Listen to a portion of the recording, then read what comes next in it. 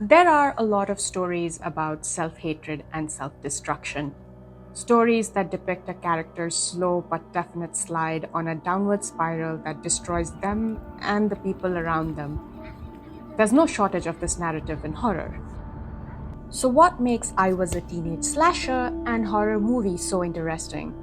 And why bring these two stories together in one video? Is it the fact that they're both kind of fourth wall breaking satires of the slasher genre with extremely on the nose titles? Or is it that they're both told from the points of view of characters portrayed by kind of awkward and insecure boys? Men. Boy men. I feel like they're both in a weird in-between place, and it shows. On the whole of it, Jones and Tremblay have written two very different tales with very different plots and timelines, but Thin Kid and Tolly, they're not so different. They're both smartasses, reliant on deflective, self-deprecating humor to stop engaging with their own emotions. They're both sons of single mothers. They're both at odds with their own masculinity, and they're both liars. Self-admitted liars who are poking and filling holes in their stories. And the thing is, if Tolly and Thin Kid admit to lying to us about the small things, then it's safe to assume that they are, in some ways, lying to us about the larger narrative. It's safe to assume that they are lying to us about who they are. And what they both seem to be saying is that they were already hopeless even before they became slashers. That they were already prophesied for destruction in one way or another. And this is the thing that made me want to talk about these characters together. Their own belief in their worthlessness and what they think they deserve.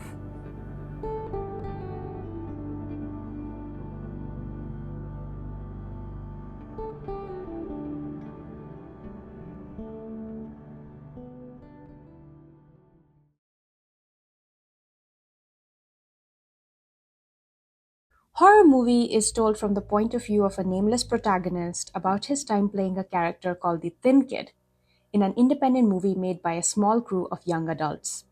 The story is told in a mix of the past and the present, and split across the creation of the film and its screenplay. In the past, we see the Thin Kid and the crew of the original horror movie, as this film is creatively called, filming in conditions very similar to the crew of the original Texas Chainsaw Massacre. Limited budgets, creative prop design, overwork, sleep deprivation, and safety hazards. The main crew consists of, among other characters, our Thin Kid, the director of the film Valentina, and the screenwriter Cleo, all of whom are playing characters of the same names in the movie. The story of the original horror movie screenplay was this. 3 teenagers take a 4th kid, which is our Thin Kid, to an abandoned school building, put on a latex monster mask on him, and then over the next several weeks progressively abuse him, starting from verbal to increasingly horrific physical abuse, seemingly for no reason. The abuse gradually increases in intensity, and as it does, the monster mask fuses with Thin Kid until he is the monster. Ultimately, predictably, the monster turns on his creators and kills them. There's a lot of interesting things about this original movie screenplay, and it says a lot about the screenwriter Cleo. There are themes of passive suicidal ideation and self-hatred, but I want to focus on the Thin Kid and the fact that he allows the teens to treat him like that. Because in a disturbing parallel, we see the same trend on the movie set. Valentina pushes Thin Kid and the crew to put themselves at risk to get the shots she needs. And the Thin Kid in real life lets her. If anything, he pushes himself even further than she asks, ultimately injuring himself multiple times.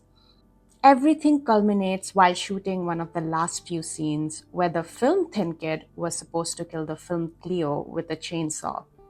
Because Valentina really wanted authenticity, and because this film crew consisted of a bunch of early 20-somethings, they decide to use a fully functional chainsaw for this scene, hoping that a safety prop would be enough to protect Cleo. It could have been, except Cleo, this person who's written this movie about wanting to destroy oneself, takes the opportunity to lean into the chainsaw while filming. making the very real Thin Kid an accomplice in her very real suicide. The movie never got released, but small video excerpts and the screenplay were put up online.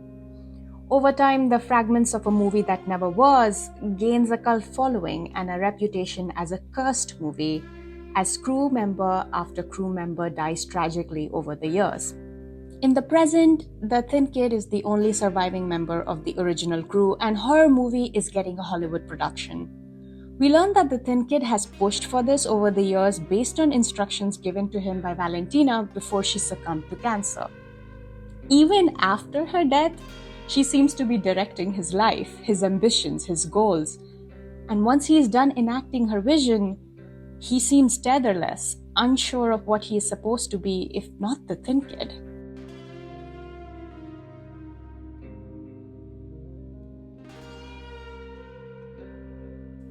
I Was a Teenage Slasher is told almost entirely in recollection of Tolly Driver, who was also made into a slasher against his will. Unlike the Thin Kid, though, Tolly gets made into a slasher literally overnight. One, get this: the marching band members from his high school strap him to a lawn chair and accidentally, maybe deliberately, end up triggering his peanut allergy. As he is perhaps most likely dying or even close to death, Tolly gets infected by the blood of another slasher who is on his own revenge tangent. After that night, Tolly finds himself having the experience that superhero origin movie characters have: a slow discovery of his powers as a slasher. Unlike a superhero, though, it turns him into an unstoppable revenge machine. Now, according to the slasher law as defined in this book, the final girl in his story is the only one who can stop him, someone who is tangentially involved in him becoming a slasher. Tolly, his best friend Amber, and the whole town of La Mesa become involved in the script of a slasher movie, bound to act in ways they wouldn't normally unless he kills the final girl, and the movie as such is over. Now, for the most of the story, Tolly assumes that one of the marching band members is his final girl, but ultimately it's revealed that his true final girl is Amber. Best friend Amber, the one who's been helping him all along, Amber. Amber, who Tolly may be, but not really, but most definitely is in love with. I could make a whole video talking about Tolly's idolization of Amber, but maybe not right now. The thing is, Tolly couldn't or wouldn't kill Amber. So he leaves, isolates himself somewhere, and keeps himself on a leash for the rest of his life, a monster in stasis.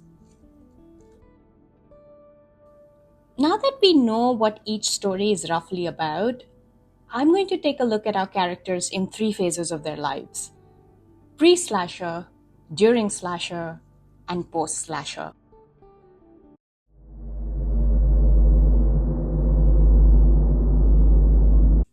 It's normal, perhaps, for teenagers and young adults to indulge in self-disdain. I know I did enough of it, so maybe it's not surprising that they're both already kind of ashamed of themselves at the start of their stories.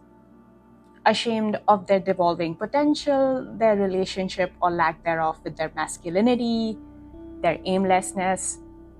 But how far do they take this self-disdain? At what point does the disdain turn into self-punishment?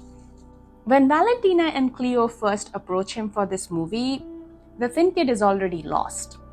Before he walks the set of horror movie, he's dabbling in aimless self-neglect. He's not particularly ambitious or very concerned with what he's doing with his life. He's weirdly okay with dropping his job and his life for a movie gig that may or may not work out for him.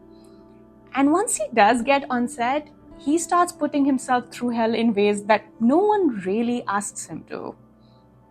Over the course of a month, Thin Kid puts himself through cuts, bruises, and burns. He pushes the limits of his body and his mind for this guerrilla lo-fi movie for which he's barely being paid anything. Why? Is this the first time he feels like he's worth something? When he lands the shot, when he gives Valentina what she's looking for, when he gets Cleo's approval? Is this the only time he's felt purpose? It's not lost on anyone that Thin Kid never tells us his real name.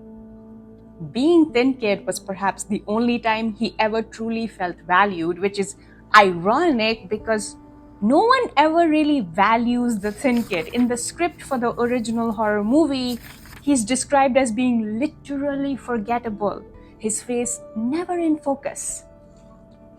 And yet, the boy he was before he became the Thin Kid, he's not even worth a footnote to him. He embodies this character entirely, dragging himself through pain to become the Thin Kid. Tolly, on the other hand, is fully on a path of self-destruction before the whole slasher thing happens to him. He's smart, but he lets his potential sort of hang there. He processes or doesn't process the grief of his father's death by drinking until he's a pest, causing chaos wherever he goes. He's surrounded by people who love him, who support him, and who really, really believe in him, but that doesn't stop him from pushing the limits of their patience. By his own admission, he neglects Amber, the only person who ever understood him and who has been there for him even through his most annoying phases. Tolly pre-slasher already believes himself unworthy of that love, and he tries so hard to prove it over and over again.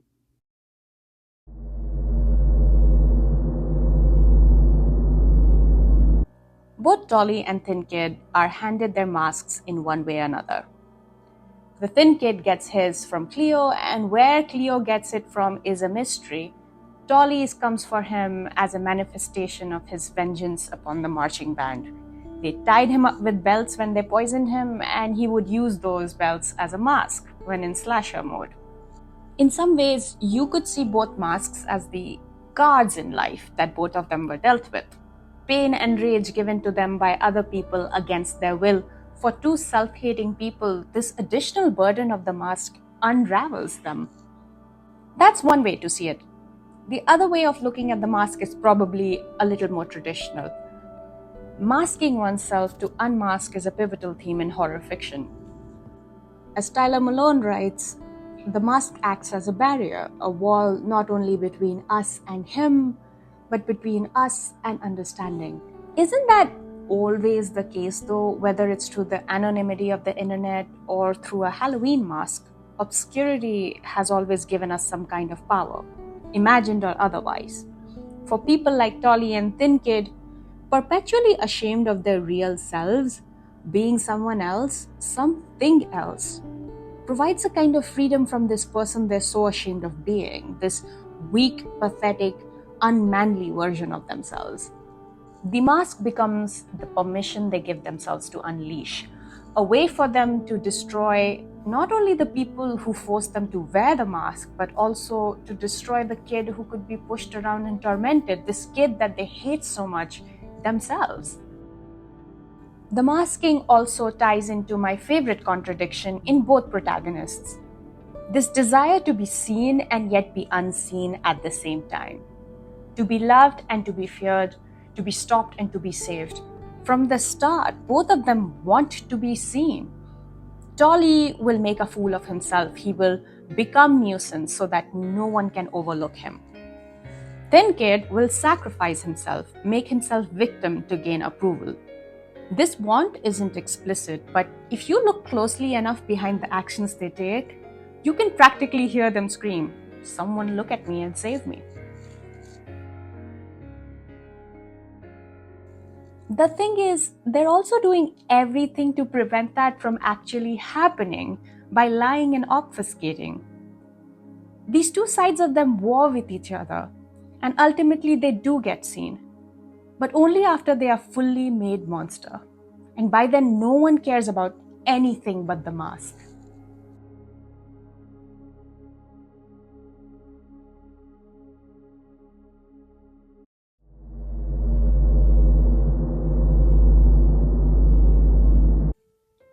After several years, when our boy men go from slasher to middle-aged men full of sadness and regret, they seem to be telling their stories with a theme of resigned inevitability, almost. This sense of everything that happened being somehow out of their control and in the hands of someone or something else. The slasher genre in the case of Tolly and Valentina in the case of Thinket. I want to take a quick segue into Valentina, the director of the Thin Kids movie, for a second, because she's an interesting character. Valentina, in her own way, is the slasher horror genre too. She dictates what must happen to keep the story going. She is the unseen energy that slowly pushes the Thin Kid to do the things that he does to become the monster. Thematically, she plays the same role that the invisible genre plays in I Was a Teenage Slasher. But let's circle back to this sense of everything being inevitable. The characters acting in adherence to the rules of this game, and the lingering question in the narrative about whether or not either of them had choices. Now, this is what I think. You might see it differently. I think both of them believe that there was no other choice because that's what they need to believe.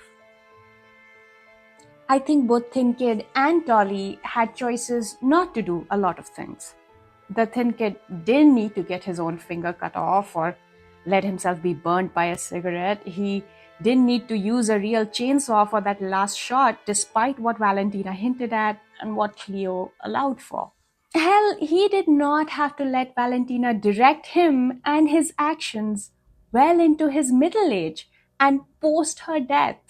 The death of everyone from the old crew, especially Valentina, should have freed him. He should have been able to be more than the Thin Kid. And I guess you could say that the guilt of Cleo's death haunts him and he feels responsible for it. Maybe. But like I said, he was already kind of on a self punishment tangent before any of that happened. And in meeting Valentina, he simply handed the keys of that punishment vehicle to her and her ambitions. In a way, tying his own self hatred to the engine of Valentina's single minded drive was a way for him to accomplish his self destruction without seeing his own part in it. Tolly too briefly hints at a choice, a chance maybe. There's a brief moment right before he leaves forever where he finds a momentary control of his actions and questions if perhaps he can be stopped. But that choice feels flimsy. It was given and then taken away in the same breath. But why leave a scene like that in there anyway? Maybe Tolly had more choices than he wants us to know. I want to clarify that Tolly is telling a story about a time when he was 17. And that a middle aged Tolly is telling this story, who has had years to poke holes and refill holes in this story. He calls himself someone who doesn't have promise but is full of promises. This is a very bleak sentence to give to a 17-year-old boy. This conviction that he would always be a drag and a deadbeat, slasher or no. But maybe it's easier to believe in the prophecy of his downfall than it is to think about the fact that there might have been another way. I suppose it is kinder to tell yourself that you couldn't have changed anything than it is to live with the idea that there's an unlived life somewhere that you abandoned just because you didn't believe you could have it. I know I said I wouldn't talk about Amber and Tolly, but I can't not. I can't not because Amber is the perfect litmus for Tolly's deluded self-destruction. He emphasizes throughout the story, over and over again, how he would drag her down and how he can't ever possibly think of her romantically. He's put her on this pedestal that he keeps insisting he's not allowed to touch. Meanwhile, everything Amber does pre-slasher times, during slasher times, hell, post-slasher times is indicative of her love for this boy man. She's patient with him. She makes space for him. She helps him. Amber would have yanked Tolly right up to the pedestal with her. But Tolly wouldn't let it happen. Despite his love for her, despite the fact that canonically it seems like his love for Amber matters more to him than the call of the slasher, despite jumping in front of a moving car to save her life, despite the fact that he says that nothing means anything without her. And yet somehow that isn't enough. That isn't enough for Tolly to push through. That isn't enough for him to become somebody who could deserve Amber. That would defy the prophecy he believes in. That would mean having to take responsibility for the fact that he'd given up on himself even before he had any reason to. At the same time, I kind of get what they're both trying to say. The narrative of the stories they're in right now put them in a slasher or a horror, but beyond the control of this genre, they were already under the control of yet another genre. Tragedy, mostly. Even before becoming monsters, things were not looking great for either of them. Now, I don't mean to say that people don't overcome their environment, that they can never rise beyond the cards that life has dealt them with. If I said that, I'd be wrong on all fronts. But when we meet Tolly and the Thin Kid, they're not particularly trying to emerge out of their lives. They're kind of always just letting things happen to them. There are moments in both stories where it looks like there might be a different decision, a different opportunity, but they don't take those opportunities. So maybe they were right in a way. Maybe these things were always meant to be, and if they hadn't turned into monsters, they would have found some other way to devolve. Not all such stories end in blood, after all. Some of them just end in a fog of self-esteem issues and stagnation. Look, I'm not here to try and excuse the behaviors of two apparently mentally unwell young men. I think it's particularly misguided for both Thin Kid and Tolly to believe that their downfall was set in stone. Masks, after all, aren't exclusive to slashers and murderers. They're also pivotal to superhero stories, stories about tragedy turned into a force for good. If the masks were the cards or circumstances dealt to these boys, how they chose to play with those cards was definitely just that, a choice. The question remains, why make such a choice at all?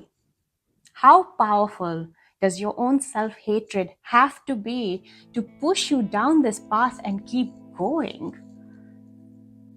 Look, I know both narratives are talking about the seductive power of self-destruction that keeps us locked in tight until it feels like we'll never come out of it. I know.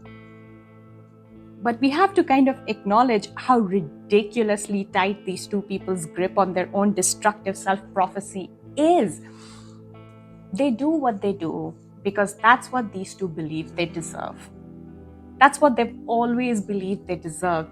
Their own conviction in their worthlessness made them the perfect people to be pushed in this bloody direction.